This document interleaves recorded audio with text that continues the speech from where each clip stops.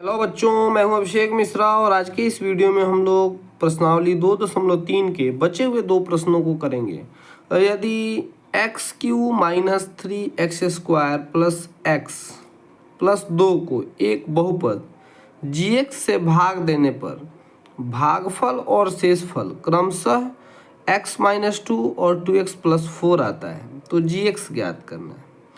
आप यहाँ जानते हैं, मैंने आपको बताया था कि भाज्य जो होता है वह भाजक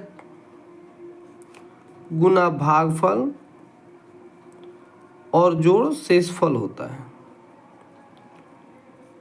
तो अभी 10th में हम लोग भाज्य को px बोलते हैं, भाजक को gx बोलते हैं और भागफल qx होता है और शेषफल rx होता है।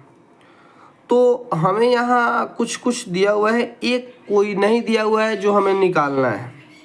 तो px का वैल्यू दिया हुआ है x³ minus 3x² plus x plus 2 और gx का वैल्यू gx से भाग देने पर gx ही निकालना है। तो gx का वैल्यू कुछ नहीं दिया तो gx ही लिख देते हैं। qx यहाँ दिया हुआ है भागफल x-2 तो इंटू x-2 और प्लस rx दिया हुआ है -2x प्लस 4। ठीक है, अब ये प्लस है आगे तो सामने वाले के चिन्ह में कोई परिवर्तन नहीं आएगा। तो अब हम लिखते हैं x³ minus 3x² plus x plus 2। अब ये -2x इधर आएगा तो प्लस 2x हो जाएगा और प्लस 4 आएगा तो इधर -4 हो जाएगा। इधर बच गया gx और इसमें गुना किया गया है x-2 से।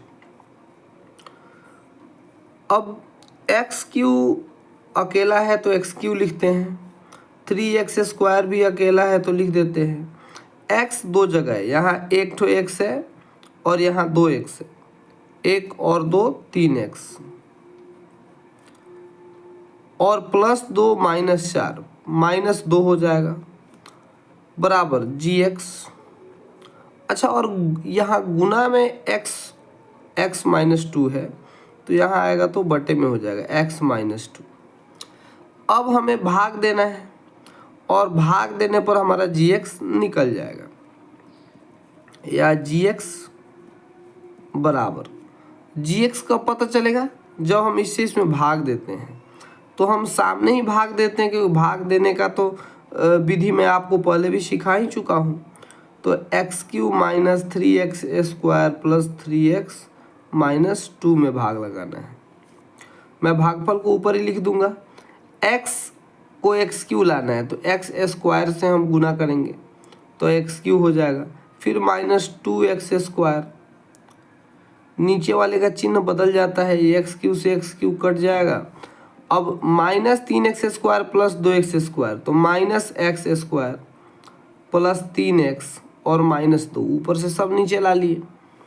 अब x को हमें -x² लाना है तो -x से मल्टीप्लाई करेंगे तो -x² और माइनस माइनस प्लस 2x, नीचे वाले का चिन्ह बदलते हैं, प्लस वाला माइनस और माइनस का प्लस, ये ख़त्म हो जाएगा। 3x में से 2x जाएगा तो 1x बचेगा और -2 ऊपर से नीचे आ जाएगा। x-2 यहाँ है, x-2 यहाँ लाना है तो जितना लाना है उसमें 1 से गुना करते हैं तो कोई भी संख्या अपने बराबर ही रह जाती है। x-2 कट के 0 हो गया शेषफल। तो gx ये पूरा भाग लग गया तो gx का मान है x² माइनस x प्लस 1।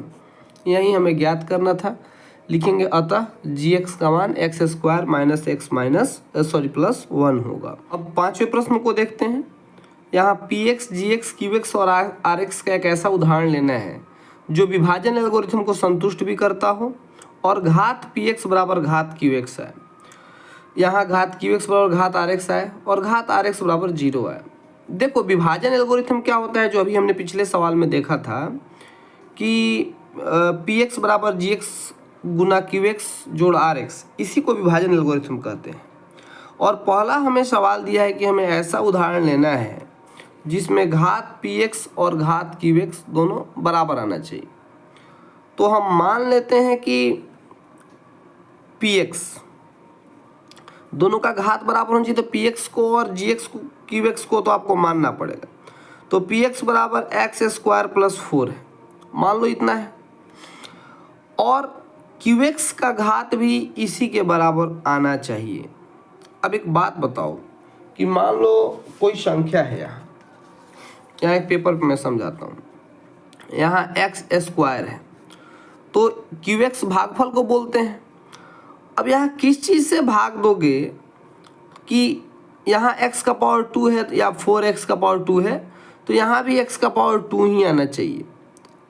तो निश्चित रूप से कोई अचर संख्या से भाग दोगे, जैसे 2 से भाग दोगे, तो 2 से भाग दोगे तो ये 2x स्क्वायर से गुना करना पड़ेगा, तब तो इसका घात बराबर आएगा। तो अगर घात बराबर लाना है तो हमें किसी अचर संख्या से भाग देना पड़ेगा। तो px हमने मान लिया, और अब यहाँ gx हम मान लेते हैं, या यहाँ px 2x स्क्वायर मान लो, और gx हम मान लेते हैं 2, ठीक है। तो अब यहाँ qx और rx हमें निकल जाएगा, ठीक है। अपने मतलब ये qx जो आएगा वो उसका घात निश्चित रूप से x का पावर 2 ही होगा, क्योंकि हम अचर संख्या से भाग दे रहे हैं, और rx निकल जाएगा। अब लिखेंगे, अब ये माना की है, हम लोगों ने माना कि px बराबर इतना, gx बराबर इतना। अब gx से px में हम भाग देते हैं, 2x स्क्वायर प्लस 4 में भाग देंगे तो 2 को 2x स्क्वायर लाना है, तो x स्क्वायर से गुणा करेंगे तो 2x स्क्वायर हो जाएगा, बस एक ही टर्म है। अब ये माइनस हो गया, ये ख़त्म हो गया, ऊपर से आया +4, तो प्लस लिखना आगे ज़रूरी होता नहीं है। अब इसको +2 से गुणा करेंगे तो ये 4 आ गया, शेषफल 0 आ गया, ठीक है। तो शेषफल यहाँ कुछ बचा ही नहीं, तो अब हम लिख देंगे कि इसीलिए qx बराबर एक्स स्क्वायर प्लस 2 तथा rx बराबर 0। यहाँ घात px बराबर घात qx, px का घात qx के घात के बराबर आ गया। अब हम अगले प्रश्न को देखते हैं। ये हमारा था पहला प्रश्न, ठीक है, मैं इधर चिन्ह लगा देता हूँ। अब हम दूसरे प्रश्न को देखेंगे, जहाँ घात qx बराबर घात rx आना चाहिए। ये घात qx बराबर घात rx का मतलब क्या है? घात qx और घात rx बराबर कब होगा? qx कहते हैं जो हमारा भागफल होता है, इसे qx कहते हैं। जिससे भाग लगाते हैं उसे gx कहते हैं, और जिसमें लगाते हैं उससे px कहते हैं, और जो बच जाता है वो rx होता है, शेषफल। तो शेषफल का घात qx के घात के बराबर होना चाहिए, तो हमें qx और rx मानना पड़ेगा, और gx भी मान लेते हैं, और px हमारा निकल जाएगा, क्योंकि हमारा फॉर्मूला होता है px का निकालने का। तो अब सबसे पहले हम क्या करेंगे, माना कि हमें ऐसा qx और rx लेना है कि दोनों का घात बराबर हो। तो पहले qx ही मान लेते हैं, qx बराबर 3x प्लस 2, rx बराबर भी मान लेते हैं x प्लस 1। rx ये मान लिए और qx ये मान लिए। अब जब इतना मान लिए तो gx भी मान लो, ताकि px हम निकाल लेंगे। तो gx बराबर लेट x प्लस 2 मान लेते हैं। तो आप जानते हैं फॉर्मूला कि px जो होता है हमारा वो पहले gx लिख लेते हैं इंटू qx और प्लस rx के बराबर होता है। भाज्य बराबर भागफल गुना भाजक जोड़ शेष, यही होता है ना। तो अब हम क्या करेंगे कि px हमें निकालना है, तो px को तो px ही लिख देते हैं। gx हमने माना है x प्लस 2, qx माना है 3x प्लस 2 और rx हमने माना है x प्लस 1। ठीक है, अब ये पहले x से 3x प्लस 2 में गुणा करेंगे, फिर प्लस 2 से 3x प्लस 2 में गुणा करेंगे और प्लस x प्लस 1 जोड़ देंगे। अब देखो ये आ गया 3x square plus 2x plus 6x plus 4 plus x plus 1। अब x स्क्वायर वाला तो एक ही है, तो x स्क्वायर को वैसे ही लिख देते हैं 3x स्क्वायर प्लस 2x और 6x 8x और 1x 9x और 4 और 1 5, यानी हमारा px का मान मिल गया। अब यहाँ लिख देंगे px बराबर इसके लिए घात qx बराबर आया घात rx के, या फिर इसको आप और थोड़ा सा सजा के लेकर, आपको तो लिखने के लिए नंबर मिलता है, आप ऐसे लिख लेंगे कि px बराबर 3x square plus 9x plus 5, gx बराबर x प्लस 2, rx बराबर x प्लस 1 और qx बराबर 3x प्लस 2 के लिए घात qx बराबर घात rx। अब अंतिम प्रश्न देखते हैं।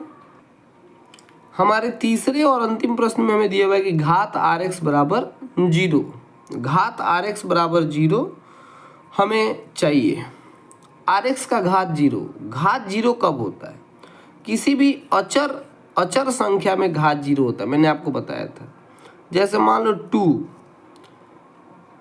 और एक संख्या लेते हैं 3x, ठीक है, और एक संख्या लेते हैं 4x स्क्वायर, इसका घात कितना है? तो घात बहुपद का देखते हैं कि जो चर संख्या है उसके घात को, सबसे बड़े घात को बहुपद का घात करते हैं। तो यहाँ x का पावर 2 है तो घात 2 हो गया, यहाँ x का पावर 1 है तो घात 1 हो गया, यहाँ x है ही नहीं यानी कि घात 0 रहा होगा। जैसे 2 को आप 2x का पावर 0 लिख सकते हैं। क्यों सर? क्योंकि 2 इंटू एक्स का पावर 0 किसी भी संख्या का पावर 0 1 होता है, बराबर फिर तो 2 ही आ गया। तो जब भी घात 0 हो तो समझ जाना कि अचर संख्या की बात कही जा रही है। तो हमें एक ऐसा उदाहरण लेना है जहां बस घात rx 0 होना चाहिए। ये सब आपको लिखना नहीं है, मैंने समझाने के लिए बताया था। तो आप मान लीजिए जैसे पिछले प्रश्न में माने हैं कि कुछ भी मान लीजिए, px को निकाल लेंगे हम लोग। पहले आप qx मान लीजिए, qx बराबर x प्लस 2, gx बराबर x प्लस 3 और rx, सबसे महत्वपूर्ण तो यही है rx, क्योंकि हमें rx का घात 0 चाहिए। तो rx बराबर 3 मान लेते हैं। तो अब इस प्रकार हम px निकाल लेंगे, चूँकि px हमारा बराबर होता है gx इंटू qx और प्लस rx के। तो gx हमारा है x प्लस 3, qx है x प्लस 2 और rx है प्लस 3। तो मल्टीप्लाई करो, x में x प्लस 2 से करोगे, फिर प्लस 3 से x प्लस 2 में करोगे और प्लस 3 आएगा। ठीक, अब x से x में करोगे तो x square plus 2x plus 3x plus 6 plus 3, x square 3x और 2x 5x प्लस 6 और 3 9। तो लिख लीजिएगा px बराबर x square plus 5x plus 9, qx बराबर x प्लस 2, gx बराबर x प्लस 3 तथा rx बराबर 3 के लिए घात rx बराबर 0 होगा। और ये प्रश्नावली हमारा समाप्त होता है। अभी के वीडियो को इतने में समाप्त करेंगे। आपको पढ़ाई लिखाई से रिलेटेड कोई भी दिक्कत हो तो मैं अपना फ़ोन नंबर दे देता हूँ आपको, कि आप इस पे व्हाट्सअप कर सकते हैं और आप यहाँ मुझसे बात कर सकते हैं अपने पढ़ाई लिखाई से रिलेटेड किसी भी सब्जेक्ट के किसी प्रॉब्लम के लिए।